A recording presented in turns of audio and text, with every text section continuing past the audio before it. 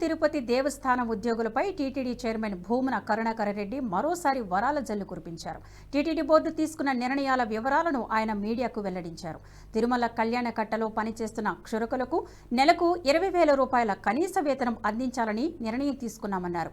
దీనివల్ల సుమారు 250 కుటుంబాలకు మేలు జరుగుతోందని తెలిపారు. పోర్టు కార్మికులకు 10,000 జీతం పెంచుతూ నిర్ణయం తీసుకున్నారు. టీటీడీలో ఇంకా వివిధ విభాగాల్లో మిగిలిన కాంట్రాక్టు కార్మికుల జీతాలు కనీసం 3,000 పెంచేలా నిర్ణయం తీసుకున్నారు. ఈ నెల 28న 3,518 మంది టీటీడీ ఉద్యోగులకు మహతి ఆడిటోరియంలో ఇళ్ల స్థలాలను పంపిణీ చేయబోతున్నట్లు తెలిపారు.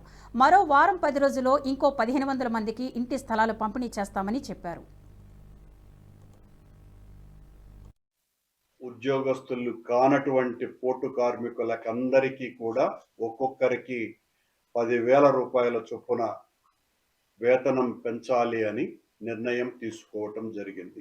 ఎంతో కష్టంతో కూడినటువంటి పనిచేసే వాహన శోధకులు మరియు ఉగ్రాణంలో పనిచేసేటువంటి కార్మికులు, ఈ 2 విభాగాల శ్రామికుల్ని స్కిల్డ్ లేబర్గా వాళ్లను గుర్తించటం జరిగి తగిన రీతిలో వాళ్ళ జీతాలను పెంచే కార్యక్రమాన్ని చేయాలని నిశ్చయించటం జరిగింది.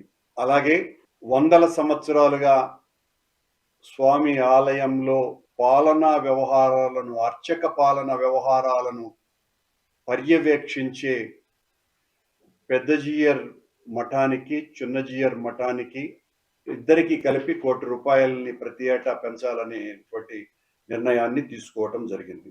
టీటీడీ ఉద్యోగస్తులకందరికీ ఇళ్ల స్థలాలు ఇచ్చి తీరుతాము అని గతంలో మేమిచ్చినటువంటి హామీ మేరకు మొదటి దఫా ఎల్లుండి అంటే డిసెంబర్ 28వ తారీఖున 3,518 మందికి ఇంటి పట్టాలు ఇచ్చేటువంటి కార్యక్రమాన్ని చేపట్టడం జరుగుతున్నది.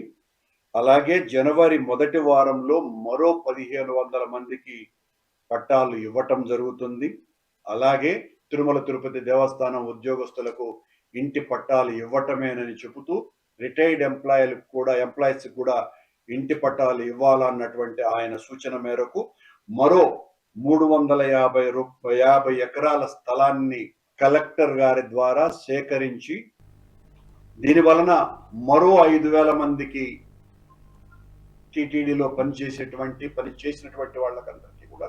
ఈ వీడియో మీకు నచ్చినట్టయితే లైక్ చేయండి, 10 మందికి షేర్ చేయండి. అలాగే కామెంట్ల రూపంలో మీ అభిప్రాయాలను మాతో పంచుకోండి. Nationalist hub group of channels ను సబ్స్క్రైబ్ చేసుకుని తెలుగునాట జాతీయవాద జర్నలిజాన్ని ప్రోత్సహించండి. ఈ వీడియో కింద ఉన్న బెల్ ఐకాన్ పై క్లిక్ చేయడం మర్చిపోవద్దు.